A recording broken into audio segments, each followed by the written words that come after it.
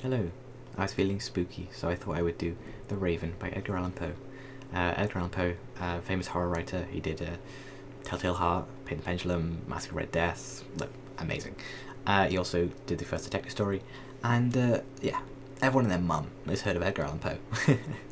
But The Raven's probably his most famous work. And yeah, for good reason. It's amazing. So I thought, okay, yeah, again, I'm feeling spooky.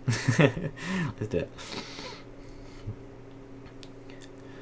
Once upon a midnight dreary, while I pondered, weak and weary, over many a quaint and curious volume of forgotten lore, while I nodded, nearly napping, suddenly there came a tapping, as of someone gently rapping at my chamber door. "'Tis some visitor," I muttered, tapping at my chamber door. "Only this, and nothing more." Distinctly I remember, it was in the bleak December, and each separate dying ember wrought its ghost upon the floor. Eagerly I wished the morrow, vainly I had sought to borrow from my books surcease of sorrow. Sorrow for the lost Lenore, for the rare and radiant maiden whom the angels named Lenore, nameless here forevermore. And the silken, sad, uncertain rustling of each purple curtain thrilled me, filled me with fantastic terrors never felt before, so that now, to still the beating of my heart, I stood repeating, "'Tis some visitor entreating entrance at my chamber door. Some late visitor entreating entrance at my chamber door. This it is, and nothing more." Presently, my soul grew stronger, hesitating then no longer. "Sir," said I, "or madam, truly your forgiveness I implore, but the fact is I was napping, and so gently you came rapping, and so faintly you came tapping at my chamber door, that scarce was sure I heard you. Here I opened wide the door, darkness there, and nothing more. Deep into that darkness peering, long I stood there wondering, fearing, doubting, dreaming dreams no mortal ever dreamed before. But the silence was unbroken, and the darkness gave no token, and the only word there spoken was the whispered word, "Lenore." This I whispered, and echo murmured back the word "Lenore." Merely this, and nothing more. Back into the chamber turning, all my soul within me burning. Soon again I heard a tapping, somewhat louder than before. "Surely," said I, "surely that something is at my window lattice. Let me see then what thereat is, and this mystery explore. Let my heart be still a moment, and this mystery explore. 'Tis the wind, nothing more." Open here I flung the shutter, that when, with many a flirt and flutter, in there stepped a stately raven of the saintly days of yore. Not the least obsequious made he, not a minute stopped or stayed he, but with mien of lord or lady, perched above my chamber door, perched upon a bust of Pallas just above my chamber door, perched and sat, and nothing more. Then this ebony bird beguiling my sad fancy into smiling, by the grave and stern decorum of the countenance it wore, "Though thy crest be shorn and shaven, thou," I said, "art sure no craven, ghastly grim and ancient raven, wandering from the nightly shore. Tell me what thy lordly name is on the night's Plutonian shore." Quoth the raven, "Nevermore." Much I marvelled this ungainly fowl to hear discourse so plainly, though its answer little meaning, little relevancy bore.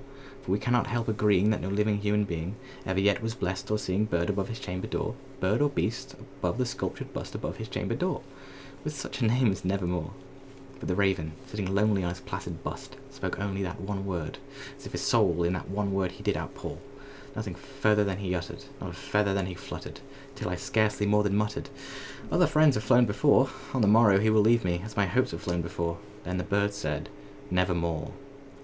Startled at the stillness broken by reply so aptly spoken, "Doubtless," said I, "what it utters is its only stock and store, caught from some unhappy master, whom unmerciful disaster followed fast and followed faster, till his songs one burden bore. Tell the dirges of his hope that melancholy burden bore, of nevermore."